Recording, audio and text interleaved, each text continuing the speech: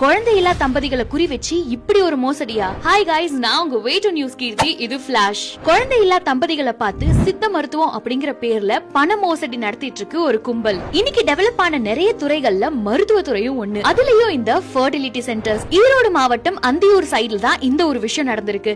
45 வயசான ஆண் பெண் 2 பேரும் சேர்ந்து ஊர்ல இந்த குழந்தை இல்லாத தம்பதிகள்லாம் யாரு அப்படின்னு விசாரிச்சு அவங்க கிட்ட போய் சித்த மருத்துவம் மூலியமா உங்களால குழந்தை பெத்துக்க முடியும் அப்படின்னு ஆசை வார்த்தைகளை கூறி அவங்க கிட்ட பண மோசடியில ஈடுபட்டு இருக்காங்க. பணம் இல்லாதவங்க இவங்க பேச்ச நம்பாதவங்க அந்த ஒரு விஷயத்துல இருந்து தப்பிச்சிடுறாங்க. ஆனா இவங்க வார்த்தையை நம்பி ஒரு தம்பதி அவங்க கொடுத்த மாத்திரைய சாப்பிட்டாங்க. கொஞ்ச நேரத்துல அவங்களுடைய சுயநினைவை இழந்துட்டாங்க.